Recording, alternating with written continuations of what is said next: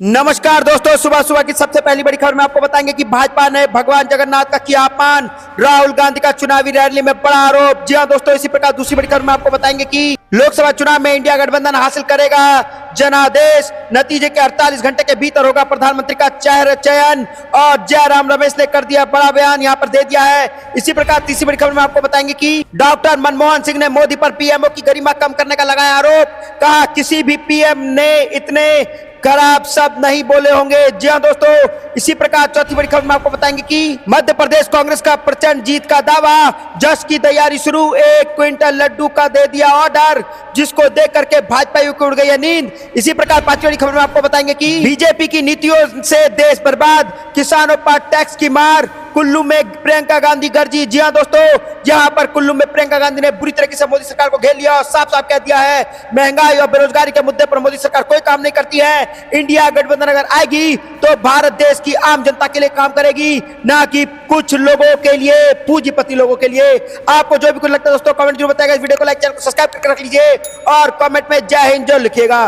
रुक करते हैं पहली खबर की तरफ। भाजपा ने भगवान जगन्नाथ का अपमान किया है, राहुल गांधी का चुनावी रैली में बड़ा आरोप। जी हां दोस्तों, इस वक्त की सबसे बड़ी खबर आ रही है कि कांग्रेस नेता राहुल गांधी ने भाजपा को यहां पर लोगों का अपमान करने का आरोप लगा दिया है भाजपा पर। और हाल में ही भाजपा के एक नेता के दावा किया था कि भगवान जगन्नाथ प्रधानमंत्री नरेंद्र मोदी के भक्त हैं। जी हां दोस्तों, यहां पर बड़ी खबर आ रही है और राहुल गांधी ने बुरी तरीके से घेर लिया है भाजपा को और साफ साफ भगवान का अपमान करने का आरोप लगा दिया है।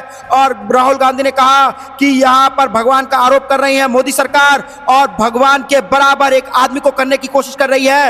वो आदमी सिर्फ पूंजीपति लोगों के लिए काम करता है, जब जनता के हित की काम करने की बारी आती है तो उनकी सरकार गायब हो जाती है। तो दोस्तों, यहां पर राहुल गांधी ने बड़ा आरोप लगा दिया, भाजपा ने भगवान जगन्नाथ का अपमान किया, ऐसा कहा है राहुल गांधी ने। आपको जो भी कुछ लगता है कमेंट जरूर बताइएगा। इस वीडियो को लाइक जरूर करिएगा। रुक करते हैं अगली खबर की तरफ। लोकसभा चुनाव में इंडिया गठबंधन हासिल करेगा जनादेश, नतीजे के 48 घंटे के भीतर होगा प्रधानमंत्री का चयन, जयराम रमेश का बड़ा बयान। जी हां दोस्तों, यहां पर कांग्रेस महासचिव जयराम रमेश ने कहा कि इस लोकसभा चुनाव में इंडिया गठबंधन स्पष्ट रूप से जनादेश हासिल करेगा और नतीजों के 48 घंटे के भीतर ही प्रधानमंत्री के चेहरे का चयन हो जाएगा।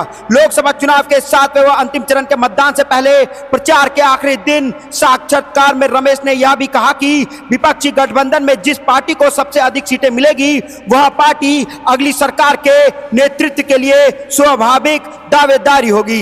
यहां पर उनका यह कहना था कि इंडिया गठबंधन के घटक दलों को जनादेश मिलने के बाद राष्ट्रीय जनतांत्रिक गठबंधन के कुछ घटक भी इस गठबंधन में शामिल हो सकते हैं। हालांकि कांग्रेस आलाकमान को यह तय करना होगा कि उन्हें गठबंधन में शामिल किया जाना चाहिए या नहीं। जयराम रमेश ने कहा कि इंडिया गठबंधन स्थिर और पारदर्शी और जिम्मेदार सरकार देने के लिए प्रतिबद्ध है। नीतीश कुमार पलटी के उस्ताद हैं। कांग्रेस यह पूछे जाने की कि क्या चुनाव के बाद जनता दल यूनाइटेड के अध्यक्ष नीतीश कुमार और तेलुगु देशम पार्टी के प्रमुख एन चंद्रबाबू नायडू जैसे भाजपा के सहयोगियों के लिए इंडिया गठबंधन के दरवाजे खुले रहेंगे। कांग्रेस नेता ने कहा नीतीश कुमार यहाँ पर पलटू राम है और पलटी के उस्ताद है और चंद्रबाबू नायडू ने 2019 में कांग्रेस के साथ थे। तो दोस्तों, यहाँ पर बड़ी खबर आ रही है और इन्होंने यहाँ पर जयराम रमेश ने साफ साफ कह दिया है कि 5 जून को जो है जैसे ही नतीजे इंडिया गठबंधन में आएंगे और गठबंधन जो है केंद्र में सरकार बना रहा होगा, उसके 48 घंटे के अंदर हमारा इंडिया गठबंधन जो है वो प्रधानमंत्री का चेहरा चयन कर लेगा और प्रधानमंत्री को यहाँ पर चुन करके वो जनता के हित में काम करना शुरू कर देगा, महंगाई को कम करने का काम करेगा, बेरोजगारी को कम करने का काम करेगा और 30 लाख सरकारी पद जो खाली है वो इंडिया गठबंधन एक हस्ताक्षर में भरने का काम करेगा। तो दोस्तों, आपको लगता है कि केंद्र में इंडिया गठबंधन की सरकार बनने जा रही है और एनडीए को लग सकता है बड़ा झटका? आपको जो भी कुछ लगता है कमेंट जरूर बताइएगा। इस वीडियो को लाइक जरूर करिएगा। रुक करते हैं अगली खबर की तरफ। डॉक्टर मनमोहन सिंह ने मोदी पर पीएमओ की गरिमा कम करने का लगाया आरोप। कहा किसी भी पीएम ने इतनी घृणित शब्द नहीं बोले। जी हां दोस्तों, यहां पर बड़ी खबर आ रही है कि पूर्व प्रधानमंत्री मनमोहन सिंह ने नरेंद्र मोदी पर कड़ा प्रहार किया है और उन पर सार्वजनिक चर्चा की गरिमा और प्रधानमंत्री कार्यालय की गंभीरता को कम करने का आरोप लगाया है। यही नहीं, पूर्व पीएम मनमोहन सिंह ने अग्निवीर योजना को लेकर के भी भाजपा सरकार पर निशाना साधा और पंजाब के मतदाताओं से उन्हें बेनकाब करने की अपील की है। तो दोस्तों यहाँ पर भाजपा सरकार ने अग्निवीर योजना लागू की, वह देशभक्ति सेवा का मूल्य केवल 4 साल मानती है, यह उनकी फर्जी राष्ट्रवाद दिखाई देता है। 7वें चरण के मतदान से पहले जारी एक पत्र में मनमोहन सिंह ने कहा कि केवल कांग्रेस ही यहां पर प्रगतिशील भविष्य सुनिश्चित कर सकती है जहां लोकतंत्र और संविधान की रक्षा की जाए। तो दोस्तों यहां पर बड़ा हमला बोल दिया है डॉक्टर मनमोहन सिंह ने, यहां पर मोदी को घेरते हुए साफ साफ कहा है कि ये सब नहीं जानते कि देश के प्रति कैसे यहां पर देश प्रेम जताया जाता है। इनको लगता है कि 4 साल के लिए सेना में भर्ती करके ये बहुत बड़ा काम कर रहे हैं, लेकिन ऐसा नहीं है।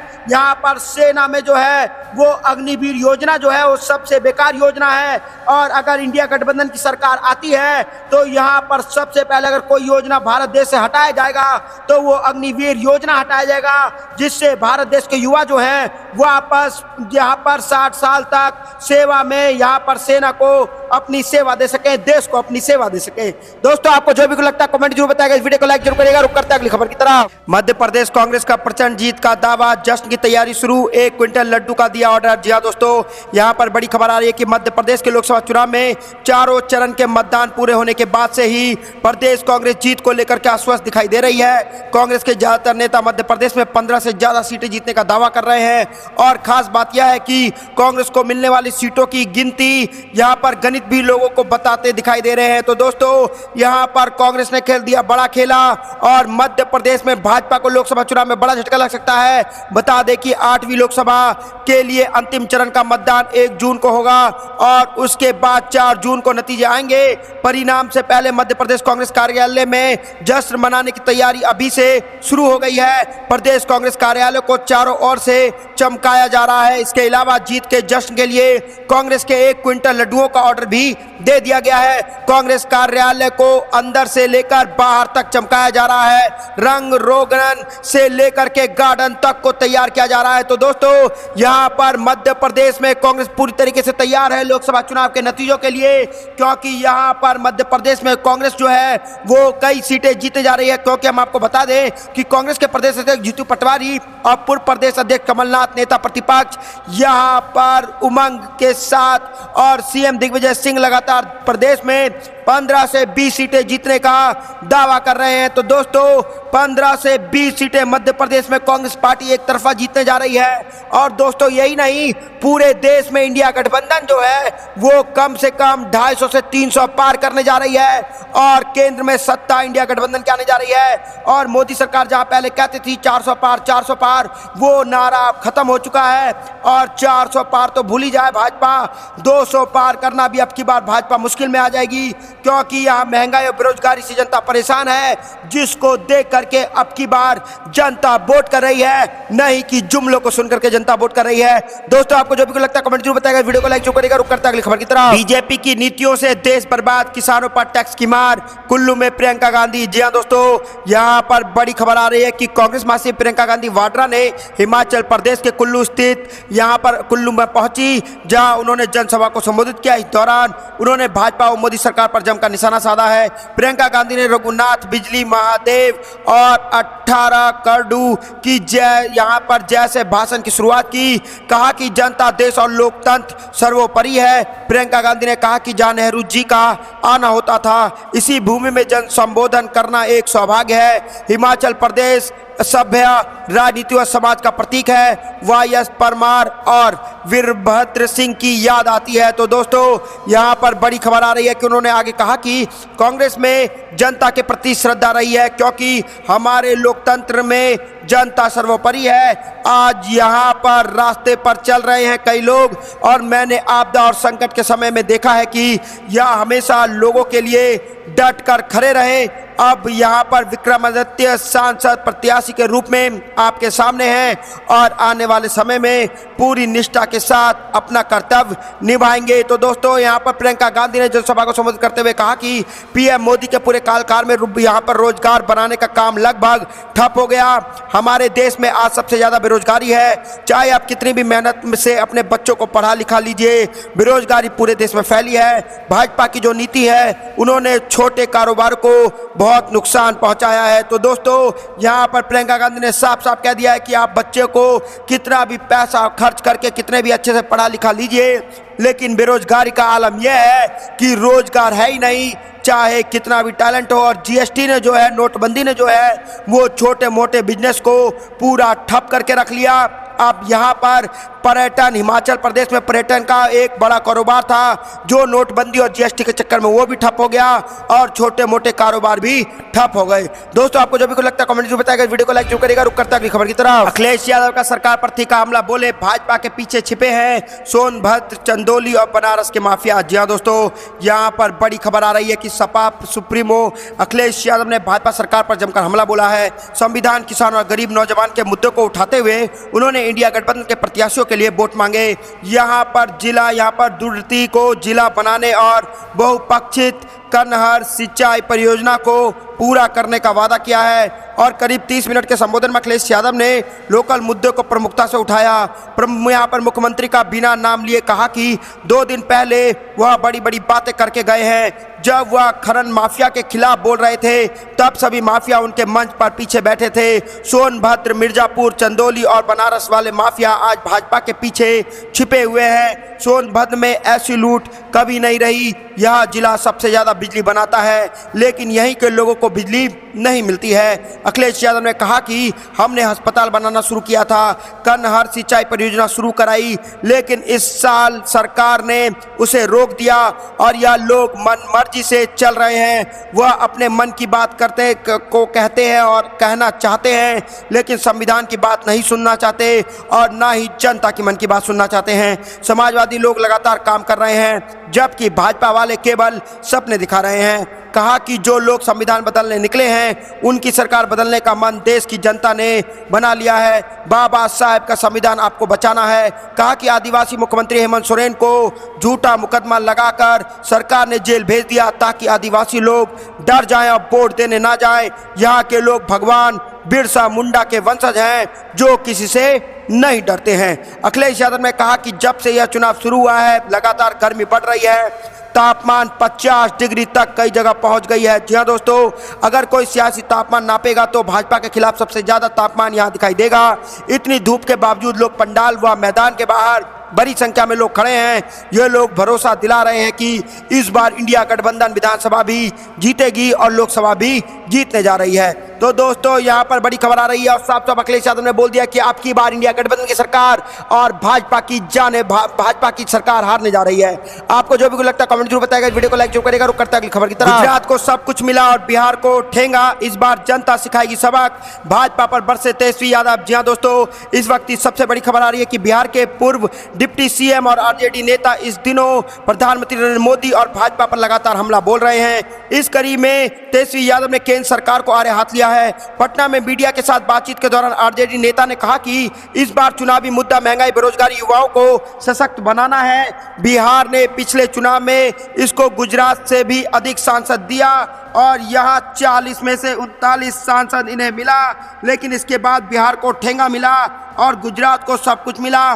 तेजस्वी ने कहा कि इसलिए बिहार की जनता इस बार सबक सिखाएगी। जी हाँ दोस्तों, तेजस्वी यादव ने इस दौरान लोजपा यानी कि रामविलास पासवान, यहाँ पर प्रमुख चिराग पासवान पर भी पलटवार किया है और नौकरी के बदले जमीन लिखवाने के चिराग पासवान के बयान पर तेजस्वी यादव ने चुनौती देते हुए कहा कि 5 लाख लोगों को नौकरी दी है, एक भी युवा बता दे कि जिसने जमीन ली गई हो। दरअसल चिराग पासवान ने आरजेडी पर कटाक्ष करते हुए कहा था कि राजद जमीन लिखवाकर नौकरी देती है। तो दोस्तों यहाँ पर बुरी तरीके से तेजस्वी यादव ने घेर लिया है मोदी सरकार को, और सिर्फ मोदी सरकार को नहीं, चिराग पासवान को भी कहा कि हमारी जब सत्ता आई, पलटू चाचा ने जब हमारे साथ मिलकर के सत्ता बनाई, जब हम बिहार के राज में सत्ता में आए तो हमने 5 लाख युवाओं को नौकरी दिया है।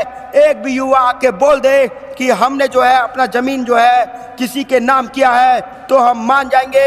हम आपकी तरह सरकार नहीं चलाते हैं जो घूस लेकर के काम करें। हम सिर्फ काम करना जानते हैं, जनता के हित में काम करते हैं और हमने जनता के हित में काम करके दिखाया है।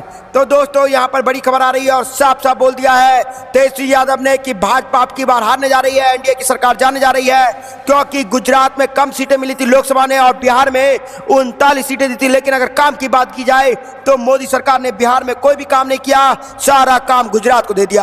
आपको जो भी लगता है दोस्तों कमेंट जरूर बताएगा, वीडियो को लाइक जरूर करेगा। रुक करते हैं अगली खबर की तरफ। उत्तर प्रदेश में हजारों किलोमीटर घूमने के बाद योगेंद्र यादव ने अखिलेश यादव के लिए क्या भविष्यवाणी। जी हां दोस्तों, यहां पर बड़ी खबर आ रही है कि लोकसभा चुनाव के 6 चरण के लिए वोटिंग हो गई है, जबकि 7वें और अंतिम चरण के लिए मतदान होना बाकी है। ऐसे में राजनीतिक विश्लेषक योगेंद्र यादव ने उत्तर प्रदेश में इंडिया अलायंस की स्थिति को लेकर के बड़ा दावा कर दिया है। जी हां दोस्तों, योगेंद्र यादव ने बताया कि उत्तर प्रदेश में हजारों किलोमीटर घूमने के बाद मुझे मालूम चला कि इस बार भाजपा का वोट खिसक रहा है। इस बार बीजेपी की लीड घटकर 5 से 6% हो गई है। इसका मतलब यह है कि भाजपा को 50 से 52% सीटें नहीं आएंगी। अगर भाजपा को वोटिंग फीसदी में कमी आई तो सीटों की संख्या 40 तक ही रह जाएगी। तो दोस्तों यहां पर योगेंद्र यादव ने बड़ा बयान दे दिया। योगेंद्र यादव ने कहा कि पिछले बार जिन लोगों ने भाजपा को वोट दिया था, इस बार उन्होंने खुलकर अपनी नाराजगी जाहिर की है और कहा है कि इस बार वह भाजपा को वोट नहीं देंगे बल्कि सपा और कांग्रेस को वहां वोट देंगे।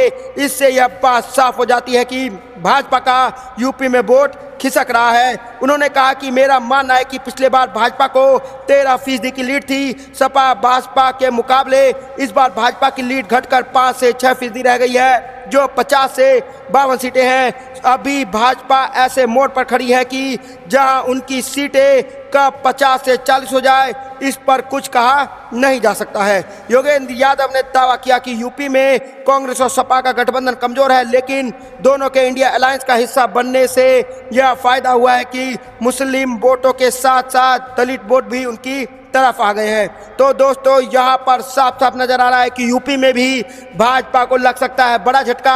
अगर वोट परसेंटेज भाजपा का गिर जाता है तो 40 सीट ना भी 80 लोकसभा का यूपी का लोकसभा सीट है, उसमें 40 सीट भी जीतना भाजपा के लिए मुश्किल हो जाएगा और केंद्र में इंडिया अलायंस यानी कि इंडिया गठबंधन की सरकार बनने जा रही है और भाजपा को लग सकता है बड़ा झटका। आपको जो भी लगता है दोस्तों कमेंट जरूर बताएगा। वीडियो को लाइक चैनल को सब्सक्राइब करके रख लीजिए। रुक करते हैं अगली खबर की तरफ। भाजपा नेता मोदी को भगवान विष्णु के 11वें अवतार के रूप में पेश कर रहे हैं, जनता नहीं करेगी स्वीकार। मल्लिकार्जुन खड़गे का बड़ा बयान। जी हां दोस्तों, यहाँ पर बड़ी खबर आ रही है कि कांग्रेस अध्यक्ष मल्लिकार्जुन खड़गे ने दावा किया है कि भारतीय जनता पार्टी के नेता प्रधानमंत्री नरेंद्र मोदी को भगवान विष्णु के 11वें अवतार के रूप में पेश करने की कोशिश कर रहे हैं, जिसे देश की जनता स्वीकार नहीं करेगी। मल्लिकार्जुन खड़गे ने यह दावा बालासोर लोकसभा सीट से कांग्रेस उम्मीदवार श्रीकांत के जेना के समर्थक में आयोजित जनसभा को संबोधित करते हुए कहा है। कांग्रेस अध्यक्ष ने कहा कि हिंदू धर्म में हमने भगवान विष्णु के 10वें अवतार के बारे में सुना है, जैसे राम, कृष्ण, वामन, परशुराम और अन्य। मोदी को विष्णु के 11वें अवतार के रूप में पेश करने की कोशिश की जा रही है। खड़गे ने भाजपा नेता संबित पात्रा के बयान पर हवाला दिया कि जिन्होंने कथित तौर पर भगवान जगन्नाथ को भगवान मोदी का भक्त बताया था, उन्होंने कहा कि आप भाजपा नेता उड़ीसा के मुख्यमंत्री नवीन पटनायक के स्वास्थ्य के खिलाफ टिप्पणी कर रहे हैं। मल्लिकार्जुन खड़गे ने पटनायक को भाजपा से दूर बनाए रखने की सलाह दी। कांग्रेस अध्यक्ष ने भाजपा और मोदी पर तीखा हमला करते हुए कहा कि अगर भगवा दल सत्ता में लौटी तो लोकतंत्र और संविधान दोनों खतरे में पड़ जाएगा। मल्लिकार्जुन खड़गे ने कहा, इस चुनाव में अगर आप भाजपा को नहीं हराएंगे तो हमारा संविधान लोकतंत्र दोनों आपके भविष्य के साथ खतरे में पड़ जाएगा।